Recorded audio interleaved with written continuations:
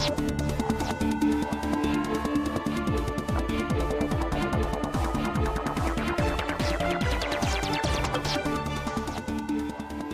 to the Economy Magazine. I'm Binyamin, Tjong-Alvares with the news from the global economy. Coming up, Israeli cities follow global trend as they become increasingly smarter.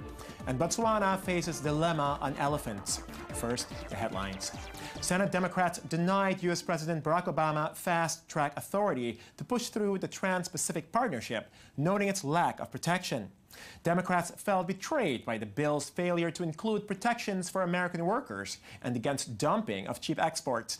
Only one Democrat voted with 51 Republicans short of the 60 votes needed, while the other 42 Democrats voted against. The measure would have allowed Obama to submit the Trans-Pacific Partnership as well as an upcoming U.S.-Europe trade pact to Congress for a straight up or down vote. We would have failed to pass provisions to fight back against child labor, to assist U.S. manufacturing, to help U.S. steel and solar industries fight back against unfair trade practices. Democrats, whatever their view on TPA, are not going to do that. Mexico hopes to attract $620 million in investments when it auctions off onshore oil and gas fields to private companies, officials said on Tuesday. The 26 land fields are the first onshore projects being offered by the government. It has already set a July date for auctions of offshore shallow water projects. The 2013 reform aims to reverse falling oil production by inviting foreign investors back into the country for the first time since the nationalization of the industry in 1938. The total of our estimated reserves went up some 109 million barrels of crude oil or its equivalent. With this, we hope to add over 36,000 oil barrels a day to our national production and over 223 million square feet of gas. Greece's economic liquidity is at a marginal point after the indebted country had to resort to cash reserves to avoid a default. Athens was forced to tap into an emergency account to meet a debt repayment of 750 million euros to the IMF by Tuesday. Greece's top central banker told Athens last week it could draw 660 million euros from the bank's special account, meant for cases of extraordinary need. Local authorities and public agencies transferred reserves worth 600 million euros following a decree from Athens to help the state cover its short-term financial obligations. But with many other payments due at the end of the month, the country risks running out of money if no deal is reached by then. By the end of May, the government must find money to pay salaries and pensions estimated at 1.9 billion euro. This is a significant figure given all of the previous payments that have been made all this period and given there was no other external help regarding the country's financing. Therefore, we can say that the state's liquidity remains perhaps at a marginal point. U.S. telecom giant Verizon bought internet pioneer AOL for about $4.4 billion to boost its presence in online media and advertising. Verizon paid $50 a share, or 1.8 times revenue and 24 times projected earnings for the formerly great internet behemoth. AOL has greatly shrunk since its oversized merger with Time Warner in 2000 valued the company at $165 billion. AOL has long been rumored to seek a merger partner, and Verizon could bring in the financial resources for a push into online advertising. But the company only had a 0.74% share of the $145 billion digital advertising market in 2014, trailing Google's 31.4% and Facebook's 7.9%. Smart cities are the future as they converge intelligent design with multiple technologies to create an efficient, interactive environment. They interconnect everything from roadway sensors to smartphones to your vehicle, all for the sake of boosting efficiency and service for the citizens. But all that data could fall into the wrong hands. Shelby Weiner reports. When a city and the internet merge together to create a higher life of comfort, that is a smart city, a place where drivers can connect with their phones for directions. Municipalities can detect when the dumpsters are full or coordinate traffic lights based on that day's movement. Thousands of sensors are strategically placed in a city to collect and transmit information to its users. It is a huge market opening up. According to Cisco, a world leader in digital networks, 19 trillion are expected to be generated by 2022, and over 460 billion will be used in the public sector alone. Tel Aviv, a high-tech city, was voted the best global smart city in 2013. The city welcomed a French delegation to develop new collaborations between the two countries. Israel was a part of the European community in the R&D, and the subject of the smart city was set as the theme to develop common means. The result of the meeting and symposium is precisely to encourage French and Israeli municipalities to work together.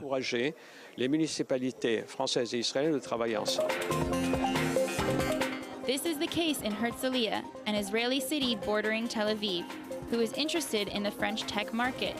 We are just starting now to understand to create an engagement and relationship between Herzliya and France, and we're going to start do a few things that are going to deal with startups from here and startups from there through the municipality and try to work it out.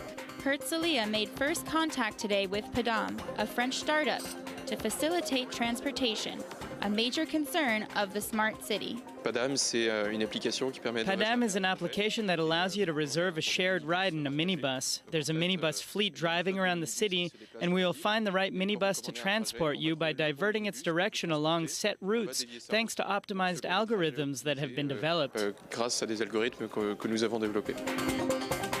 Other French cities were present as well. Paris, Marseille, Nice, all hyper-connected. Nice is ranked 4th in the world's smartest cities. Its record, 20 to 40% energy savings in public buildings, and more than $1 million saved each year in waste treatment. In 5 years, 4,500 additional jobs were created, and 20,000 more are expected by 2018. But as the city's data collection multiplies, the city's mayor voices concerns for the privacy of its citizens. We centralize all the data in our own center, which has secure fiber optic cables that register as anonymous data. We didn't want to use decentralized cloud in another country. The operation of an entire city can be hacked, which threatens confidentiality and privacy, a risk taken seriously. But it takes time for the regulation to adapt as the technology advances. The European Union must implement the EU data regulation to best protect its citizens, a plan on the docket for this summer. Last month, the Israeli tax authorities published a draft regarding taxation of foreign companies active in Israel through the internet, following the OECD's latest recommendations. This new tax law could have far-reaching implications, as many foreign companies such as eBay, PayPal, Google, and Facebook, to name a few, could be affected. Joining us for a clearer understanding of the topic is Guy Reshtik, head of the tax department at Baker Tilly, Israel. Mr. Reshtik, thanks for joining us. Hi, good evening, Binyamin. So, what are the main issues the draft deals with? Okay, I think that the most important issues that are dealt with regarding the worldwide taxation of those companies here in Israel is focusing on two major issues from Israeli perspective. One is the taxation of their earnings here in Israel from the services they provide through the internet. Right. And the second one is regarding the VAT, the value-added tax, which is supposed to be imposed on the consumption of those services here in Israel. Okay, well, this recommendation essentially, comes from the OECD. What is your personal opinion on it?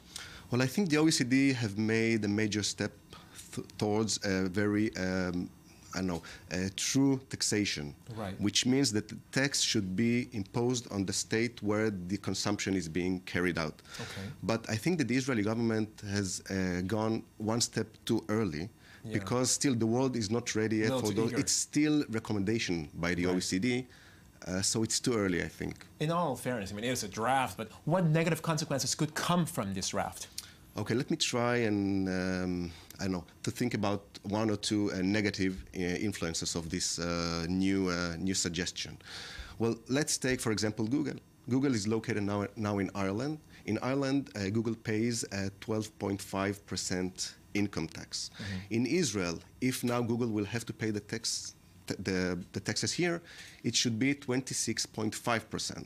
Right. Now, think about Google. They have a possibility of paying 26.5 or 12 or Basic 12. Math. Well, yeah. So I guess it will and in Google leaving Israel, and we'll lose from that because Google hire people here, they pay salaries, those employees are paying taxes here, so it can be a major loss. Right, we obviously have, we have more to lose than they do in a way. I think so. So that's your personal opinion, that is? Well, yeah.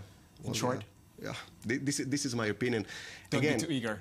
Don't be too eager, and it's too early. Wait for the other world to come forward with this, because still it's a recommendation. We're a small player. Exactly.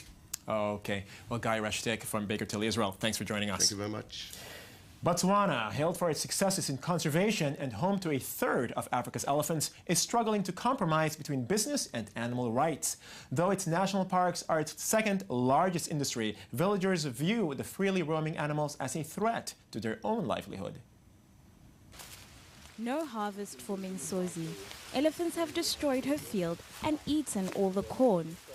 It is a recurring issue for the people of Mabele in north of Botswana, where elephants roam free. Her village is located on the edge of Chobe National Park, and according to Minsozi, the situation deteriorated when the government banned hunting in January 2014.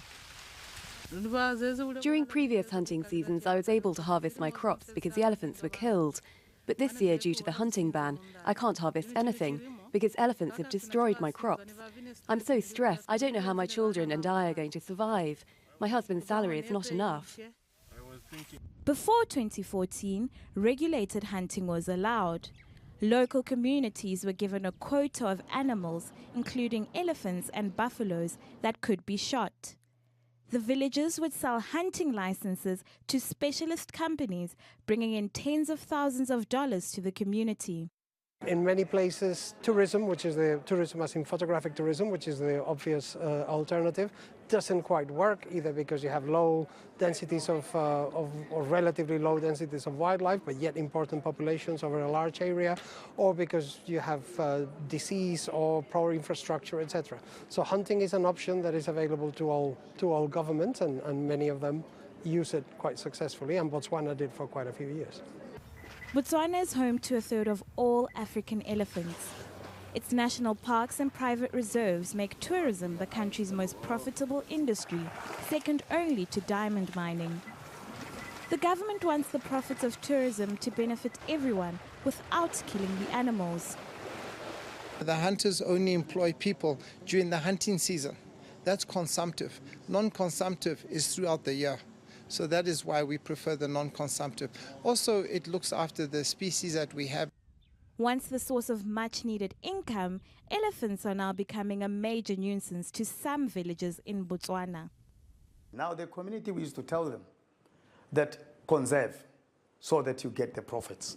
But now it's not easy to change the mindset and say conserve. Conserve for what? In Botswana, hailed for its successes in conservation, this debate largely hinges on business rather than moral discussion on animal rights. Even tourist guides fear that the hunting ban will drive desperate villagers into indiscriminate killing. Gulf investors have bought up prime real estate all around Europe at a time when other investors remain at bay.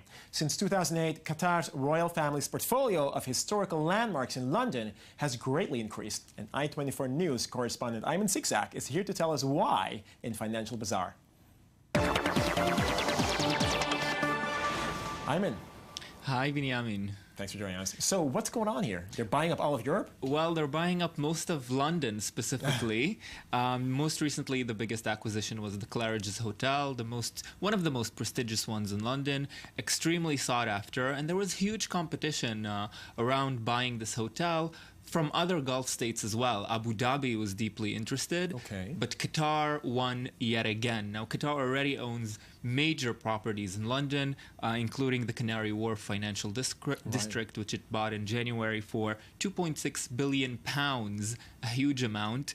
But it's really changing now the urban landscape in London. There's a lot of upheaval. How's it changing it? What's happening? I mean, are they actually renovating, making changes physically? Well, there are plans to do that. They have bought several homes in London, several huge buildings, and there are plans to convert one of these districts into a huge mansion worth £200 million.